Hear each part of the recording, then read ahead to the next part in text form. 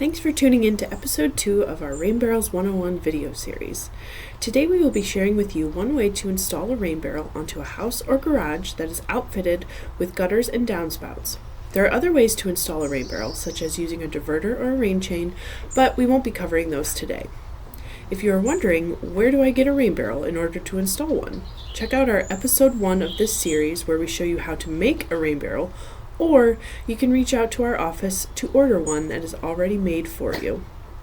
You can purchase hardware packs from our office if you want to make your own. However, we do not provide the barrel. Before we begin the installation, there are a few things to discuss. First is tools and other materials necessary to install a rain barrel. You will need a level, a measuring tape, a pencil, and a hacksaw or some other way to cut through the metal downspout. Optional tools include a screwdriver and downspout screws if you want to secure an elbow extender, but we will cover that a little later on in the video.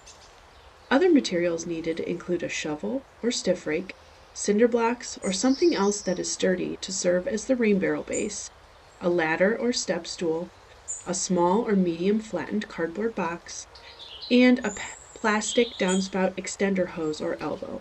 Again, this part is optional depending on how you want to set it up. It is also important to remind you of a few safety tips during install to keep you safe. It is helpful to have another person there, especially if you will be on a ladder, to hold it steady. It is also important to wear safety glasses or other eye protection since you will be cutting metal. All that being said, let's get started. The first step is site selection and preparation. You will want to select a site along the house, garage, or even a barn with existing gutters and downspouts that will funnel the water into your rain barrel. Typically, barrels are installed on the side or back of the structure, especially if you live in a neighborhood or area with a homeowners association that might have restrictions in place. Next, you want to make sure that the site is level. Use the shovel or stiff rake to flatten and level the soil. If the soil or ground is not level, there is a risk of the rain barrel tipping over when it is full of water, which can weigh up to 440 pounds. Once you confirm with a level that the site is flat, you can set your base. This can be made of cinder blocks, bricks, garden pavers, or even a wooden structure. It just has to be something that can withstand the weight of a full rain barrel. Once you have that base set in place, ensure that it is level and make adjustments as needed. We used a 2x4 since our level wasn't long enough, but this is not necessary if you have a longer level. Next, you need to mark where you will cut the downspout based on the height of your base and the barrel. Place your rain barrel on top of the base you just made. For this particular site and installation, a downspout extender will be used, and so this was factored into the height of the cut mark. Once you have the height identified, you mark it with a pencil. Now it is finally time to cut the downspout. Have patience as this can take some time since you are manually cutting through metal.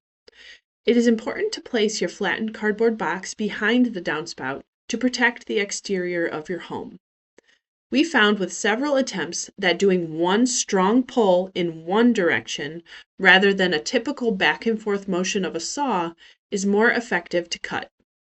Have your partner hold the cardboard steady. Once you are almost all the way through, the seam on the back of the downspout will be most difficult to cut through. We found that if you twist and manipulate the downspout to where it almost just tears is the easiest way to do it.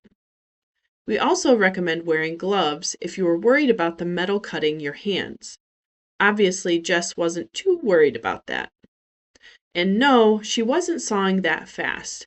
We sped up this part for the sake of the video. It's time to put it all together. We attached the downspout extender to the cut downspout and wrapped it around the house to where the rain barrel was placed. The extender was eventually secured to the downspout with screws. You can also secure it with a bungee cord, but again, it just depends on how you would like to set it up. Some installations have a downspout directly behind and above the rain barrel, and so an extender is not necessary. As you can see, someone, being Jess, forgot to grab the screwdriver. Once secured to the downspout, Connect the overflow hose and direct it to a garden bed or lawn, or really anywhere other than toward your structure's foundation. Now, your rain barrel is officially installed and ready to capture rainwater. Thank you for watching this video, and please contact Lucas SWCD with any questions.